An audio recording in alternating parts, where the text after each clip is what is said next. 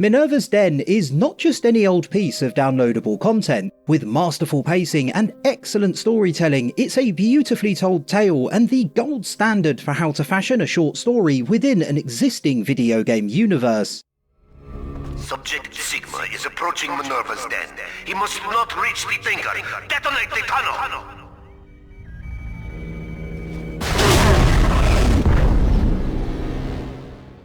The game Minerva's Den is attached to, BioShock 2, is an interesting sequel. Released in 2010, it wasn't developed by series creator 2K Boston, but rather 2K Marin, a studio founded specifically to work on the follow-up to a title many consider to be a masterpiece. A new team building on the series' sensational maiden outing, many fans were rightly concerned as to whether the studio were up to the quite monumental task. The doubters needn't have worried though. Much of the mystique which made visiting Rapture such a compelling prospect had diminished somewhat. However, 2 more than made up for it, with improved gameplay, an intriguing story full of twists and turns, and the opportunity to wander through several previously unexplored parts of the city. Then, only 6 months after the game's release, Minerva's Den came along. Half of BioShock 2's DLC after the disappointing Protector trials, it's a second slice of additional content which slipped under the radar for many. Plenty had moved on to other games by the time it arrived, while those without a PlayStation 3 or an Xbox 360 were left floundering, with the PC version only becoming available a further 11 months after consoles. Nowadays, you can grab it on every bit of hardware under the sun for bargain prices, and it is a must-play for any BioShock fan who never got round to giving the game a go. So, what's actually going on during this small but perfectly formed slice of genius? You are put in the shoes of the particularly uninspiringly named Subject Sigma, an Alpha Series Big Daddy in the similar mold to Subject Delta, the protagonist of the main game. As Sigma, you work alongside Charles Milton Porter, who tasks you with retrieving the blueprints to a supercomputer of his creation known as the Thinker. Hello, Mr. Sigma? Can you hear me? The name's Porter. Charles Milton Porter. Doc Tenenbaum tells me you're here to help us get the Thinker out of Rapture. It's not going to be easy, but nothing worth doing ever is. The Thinker was a vital part of Rapture's infrastructure when the city was in its prime, automating many of its systems. Getting the job done will be no easy feat either, as you also have to contend with Reed Wall, Porter's former colleague and the Thinker's co-creator, a man driven insane by splicing who is obsessed with figuring out how to use the machine to predict the future. BioShock and BioShock 2 alumni Bridget Tenenbaum has a part to play too. It was she who sent Sigma to Porter, hoping that she would eventually be able to use the machine to cure the Atom sickness afflicting so many of the poor souls trapped in Rapture. Clocking in at a modest 3 to 4 hours total, Minerva's Den is an adventure chock full of its own surprises. Its quiet first 5 minutes may fool you into thinking it will be a serene, possibly even calm affair, but after that, it maintains a breakneck pace throughout. Consider the fact it throws a gang of splicers at you as its first encounter to be something of a statement of intent. If it were the length of a full-fat BioShock title, its non-stop conveyor belt of firefights and story beats would be way too much to handle. As it stands, there are few, if any, examples of DLC which use their short runtime to inform their experience as a whole in the spectacular manner that Minerva's Den does. Instead of trying to stubbornly compress the traditional BioShock formula into a smaller package, 2K Marin sensibly focused on tweaking it to suit their own needs. Their primary need, of course, being to create a compelling but slimmed-down BioShock fit for telling a short story. The way Minerva's Den is structured, especially during its first half, and the effect that has on its story, weapons and plasmids, is where these changes are most obvious. Your route through the game's first half is exceedingly strict. While there is a hub with several distinct areas attached to it, they're all closed off, and you've no choice but to visit them in order to complete each objective. That's opposed to most environments in larger BioShock games, which usually have several nooks and crannies immediately open for you to investigate. For all intents and purposes, you're playing a slimmed-down Metroidvania, with the tools and abilities you find used to unlock new paths. To complete your overarching objective, you need to reach the Thinker in the operations sector, but with the elevator leading to that part of Rapture blocked, there are several goals you need to accomplish in order first. You have to find the hack tool so you can open the door to McClendon Robotics, and then, using the Electrobolt plasmid you find there, you're able to access the airtight archives and get your hands on the Gravity Well plasmid, exactly what's needed to reach the elevator. There is method to this rigidity, though. For one thing, it allows 2K Marin's story to unfold precisely as they see fit during these early stages especially, with it having 4 major strands which all need to play out in record time. That is incredibly important. In the present, there's Porter and Wall's struggle over the Thinker. Look at you, Sigma. You think that Porter is your ally, but the Thinker knows better. The Thinker knows. As well as Tenenbaum's plan to save her fellow citizens. But I have heard of an adding machine at the heart of this city, beyond the capability of any device the world has known. Perhaps, if I could harness its power. And there are 2 tales which have already played out by the time you enter the fray. Prior to living in Ratchet, Porter's work with renowned mathematician Alan Turing kept him away from his wife Pearl for long stretches, valuable time he was never able to get back following her death during London's Blitz. He later focuses his efforts on recreating her using the supercomputer so he can speak to her one last time. Good morning, Thinker. How are you? Acceptable. Request to continue most recent conversation topic. Pearl Porter. Oh, my late wife. Yes, I'd love to tell you all about her. I have a number of old audio recordings we made together that you could listen to. The other covers Reed Wall and his scheming. Back when Andrew Ryan and Frank Fontaine were still battling for control of the city, he came up with a plot to get rid of Porter so that the supercomputer would be left completely under his control. Porter thinks his talking computer is harmless fun. It talks like a man. This is a simple toy? No. I have heard that Ryan is becoming paranoid about this Fontaine character.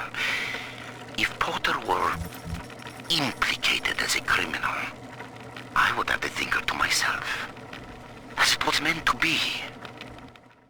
With the series' trademark radio messages and 20 audio diaries to digest during this 2-hour stretch alone, a freeform narrative structure wouldn't have worked. There's simply too much to take in over a short period. By carefully managing the flow of exposition, by ensuring story beats are evenly distributed and occur linearly, 2K Marin kills 2 birds with 1 stone. They're able to most effectively utilise the small amount of time available to them to build a story with strong foundations, and they also mitigate much of the risk of you getting overwhelmed and consequently struggling to understand what is actually happening. Another plus to the early section's tight structure and fast pace is that 2K Marin are able to rapidly introduce nearly all of the weapons and plasmids you use during 2. Granted, you begin with only telekinesis, a drill and a dream, and for a period will have to make do with few upgrades, Security Command being the most notable. However, by the time you head to operations for the game's second half, you'll have more weapons than you can shake a stick at, as well as the option to buy whatever plasmids take your fancy at the Gatherer's Garden. For some, that may be cause for disappointment, as an element of subtlety is lost in the process. Something BioShock has always done exceedingly well is give you shiny new toys before nudging you towards the best way of using them. A series highlight is the original's medical pavilion, which features a ton of examples of that in action. The lights being dimmed for this encounter when you pick up the shotgun is a good one, as it demonstrates through gameplay that the weapon is most effective when fighting at close range.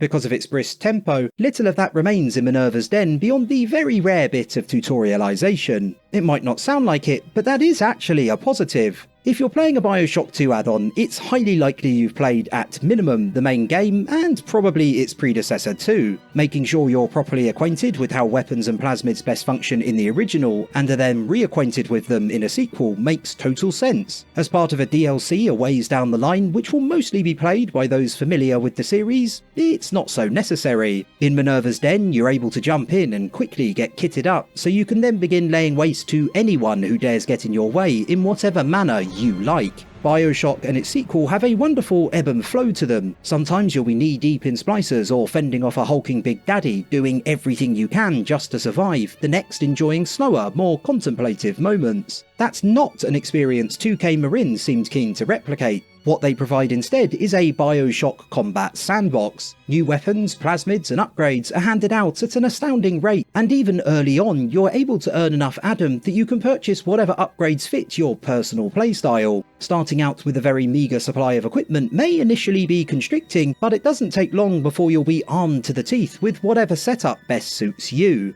By the time you reach the second half of Minerva's Den, Operations, 2K has used its structure to accomplish two goals. Number one, they've introduced you to the story in relatively linear fashion, allowing them to craft a narrative with a surprising amount of depth, which crucially can still be fairly easily understood in a short space of time. Number two, they've speedily given you access to practically every weapon and plasmid you could possibly want, so you're able to experiment to your heart's content with everything BioShock has to offer. That shouldn't be taken to mean proceedings slow down, they do not in the slightest, and you'll still find yourself in the middle of a scrap every minute or two, but there are undoubtedly fewer new additions on every front. The numbers don't lie, including the drill you start with and the hack tool, which you can't directly kill anything with. You pick up 7 weapons during the game's first half. You also pick up 4 plasmids and 12 gene tonics, assuming you find everything available, and are also able to purchase a shed load more in the Gatherer's Garden. By comparison, during the second half you only find 1 weapon, the machine gun, 1 new plasmid, incinerate, and 3 gene tonics, with nothing new added to the Gatherer's Garden. You do find more upgrades for your guns, 6 compared to 2 earlier, but they are reasonably inconsequential considering most are simple stat boosts. It's the same deal in story terms too, with there being 13 audio diaries to collect compared to 20 previously. At this stage, no new plot threads are woven, with 2K preferring to expand upon those which already exist, adding detail before everything is brought together for the game's climax later on. Hey, Felix. I hear Porter is really happy about the new trajectory calculation routine. You know, the one that we worked on for 6 months? The one you took all the credit for? Exploration is also less gated, with there being multiple areas you can take a stroll through from the moment you enter Operations Central Hub, and the majority of doors are unlocked using tools you've already acquired. It doesn't give you close to the freedom of the series' more complex environments, but it opens up just enough that it feels less streamlined than the den itself prior. The end result is that you can focus on playing Minerva's Den exactly the way you want. There's plenty of story, but it's mostly added colour, and the combat is very much a smorgasbord of possibilities. Whether you focus on freezing your enemies, throwing insects at them, or launching them into the air, or some combination of those and others, is entirely up to you. You can barely turn a corner without encountering someone or something out to get you, but it never gets old because there's so much room for expression. It's an extraordinary mixture of familiarity and freshness that is artfully implemented, with 2K Marin ensuring there's always enough enemies nipping at your heels that it never feels like a struggle to find the next confrontation for you to measure your skills against. It's BioShock's bombastic side turned up to 11. The playstyles just mentioned aren't what you'd describe as original, but it should be noted that there are some additions designed to mix things up as well. A new weapon is introduced in the form of the Ion Lance, basically a frickin' laser beam. There's also the plasmid mentioned earlier, Gravity Well, which sucks up enemies and ruins plasmid balance somewhat, such is its staggering strength. A new Big Daddy variant also makes its presence known early on too, to keep even the most grizzled series veterans on their toes. The Lancer is the most technically advanced Big Daddy that Rapture ever produced. Now it stands between you and the Little Sisters. And if there's anywhere that you'll need Atom to get by, it's Minerva's Den.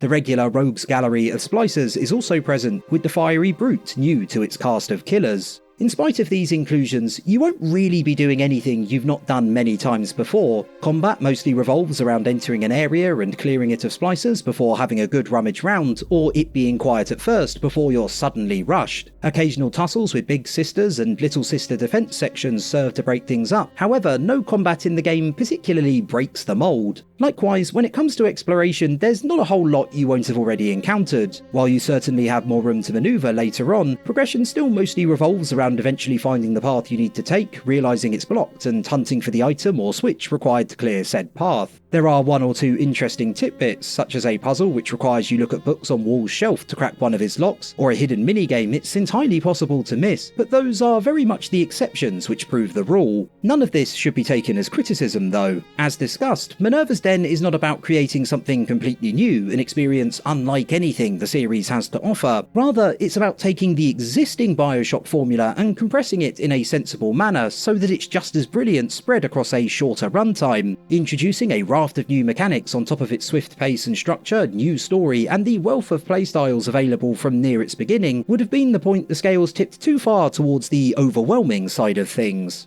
In terms of moment-to-moment gameplay spread across its two largest parts then, Minerva's Den barely allows you a single second to draw breath, and it's the same story when it comes to the narrative spread across them as well. Exposition is doled out by the truckload. Barely a room passes without you learning something new about the characters who inhabit this particular part of Rapture, whether that's through incidental details in the environment, audio diaries, radio messages, or in-world events. Charles Milton Porter and Reed Wall's ideological disagreement may seemingly be the focal point of much of them to begin with.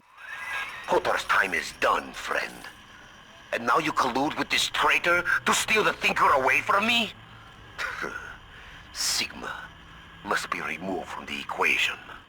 The further you progress, however, the quicker you'll realise that Wall is but a foil, a villain present to provide a degree of trepidation and to keep the plot moving forwards. Porter is the focal point of the story, and he is a fantastic character. He may be a man of great success, but he's not one of all-encompassing ambition like Frank Fontaine, Andrew Ryan, or even Sophia Lamb. Porter is far more sympathetic than any of them could ever hope to be. He intended to use his remarkable contribution to Rapture not to seek power or status, but simply to speak to his long-deceased wife Pearl one last time. Continuing input of audio data into the Thinker's database. Subject: Pearl Porter. Hey, Milton. I'm recording this on the 6th straight day since you were home last. I know your work is important to the war effort, but you're not even allowed to tell me what you're working on, and that's so frustrating. London is a beautiful city, but it isn't home. I hope I'll see you soon, Milton. Ending input. Minerva's Den is not a story of how the most gifted among us can so easily be corrupted, a tale of how humanity's best and brightest fell from grace as they strived for what they perceived as perfection. Porter's story is, in fact, the polar opposite. Instead of using his genius to see into the future or even control it, as Wall intended, his ultimate goal was to use his greatest invention to relive the past, to return to happier times. It's a deeply touching story of personal tragedy. Almost everything that occurs from a narrative perspective during Minerva's Den stems from Porter or is in some way connected to him. The bigger plot threads, the smaller audio diaries, and everything in between. Some may cover some quite different subject matter, but 99% of the time they're used to enhance his personal story. Compare this to other BioShocks where many are often disconnected, with some focused on whichever character is a particular level's antagonist, others designed to keep the overarching plot moving forward, and a few unrelated to either. 2K Marin did not need to paint a bigger picture than the one depicting events in Minerva's Den, which allowed them to put all their effort into making Porter's short story as heartbreaking as it could possibly be. The genius of just how quickly details about Porter are provided to you only truly becomes apparent as the story races towards its conclusion. Minerva's Den takes its cues from the original BioShock and delivers a twist that is just as impactful as Would You Kindly, and arguably a lot more emotionally resonant. After just about managing to bring down big sisters, defend little sisters with your life, and cut through hordes of splicers, at long last you get to finish off Wall himself during an underwhelming boss battle, a series staple. With Porter's nemesis lying dead and your objective seemingly near complete, your last goal is to escape the city, but not quite. The big reveal which follows is that you've been playing as Porter all along. Betrayed by Wall, he was imprisoned and turned into an Alpha Series Big Daddy before he was eventually able to return to Minerva's Den with the help of Bridget Tenenbaum. The Charles Milton Porter contacting you via the radio has been an imitation like that of Pearl you hear in audio diaries, a familiar voice used by the Thinker to guide you. Mainframe reactivated. Confirming user's genetic identity. Genetic identity confirmed. Alpha Series. Subject Sigma. Former identity. Charles Milton Porter.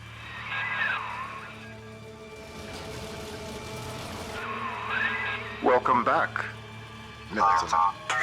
System ending personality duplication. Subject Charles Milton Porter.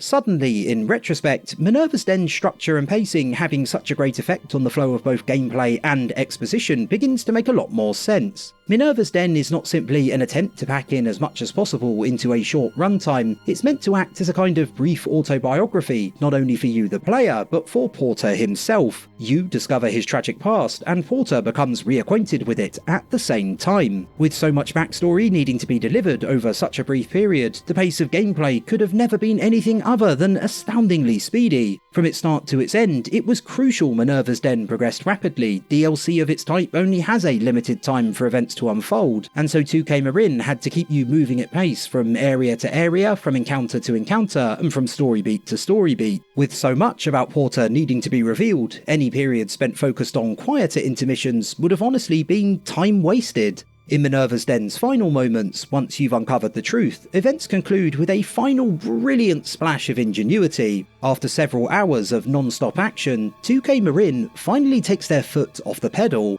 Instead of a climactic battle followed by a brief cinematic and the end credits, you spend a few minutes moving through Porter's former home. You learn about the man himself, his relationship with Pearl, and the results of his ill-advised attempts to resurrect her, in a manner of speaking, using the Thinker. I believe I'm done feeding audio recordings and personal anecdotes to the Thinker. I am set to test the personality duplication function. Target personality, Pearl Porter. Thinker, are you ready? Yes, Milton. Starting test. Hello, Pearl. Hello, Milton. How have you been? Just wonderful, Milton. I've missed you, though.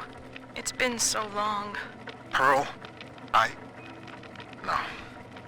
No, this isn't right. It isn't her. Thinker, stop the test. But what's the matter, Milton? Oh, God. Don't you still love me? Oh, God, I said end function, Thinker. Now! It's over. It's a masterful change of pace. Minerva's Den moves so quickly that at times it teeters on the edge of being a little too much to handle, but it never ends up going overboard. Waiting until its very last minutes for a period of calm, however, allows the floodgates to open all at once, with you forced to deal with your emotions surrounding the twist, Porter's past, and his love for Pearl in one go, just like Charles is forced to. That deluge may well have been for the best too. In the game's final moments, having relived past events in quick succession, Porter is able to accept Pearl's death, come to terms with his grief, and begin to move on. I lived through the Blitz, Pearl, and the fall of Rapture. They took my memory, my voice, everything that made me a man, but nothing ever scared me so much as saying goodbye. I wanted to save you. I couldn't resist trying to bring you back the only way I knew how. But you didn't want that. I know it now, and I think I'm finally ready to let you go your way. I stand here with the sun on my face, and it's almost like I can feel you smiling. Goodbye, Pearl. I love you more than I've got words for. Milton. There are few pieces of downloadable content which manage to do what Minerva's Den does. From a gameplay perspective, 2K Marin does a terrific job of compacting the traditional BioShock experience through changes which make complete sense. Not a whole lot new is offered up, but sensible tweaks to structure and pacing mean you likely won't even notice, so confidently is the transition handled. It's about quickly reintroducing BioShock's near full repertoire of weapons and plasmids, and letting you decide exactly how you want to use them across environments which increase in complexity but never become so large that events progress too slowly. In terms of storytelling, that same attention is paid to pacing, so that you're able to easily digest a tale which is heartfelt, beautifully executed, and memorable in all the right ways. While it may not be a long one, it elevates Minerva's Den to such an extent that the game absolutely deserves to be spoken about with the same reverence as the series' 3 mainline titles, and other shining examples of similar work within the medium as a whole. The way everything works in tandem with Porter's story is frankly incredible, and it's criminal that so few people have played made such a spectacular short story. Minerva's Den may have been the last BioShock focused fully on Rapture and its citizens, before Infinite arrived and muddied the waters, and not in a good way, but what a magnificent tale it turned out to be. Thanks for watching the video, boys, girls and citizens of Rapture. If you enjoyed it, do consider liking, subscribing and sharing your views on Minerva's Den, and all's well, we'll hang out again soon.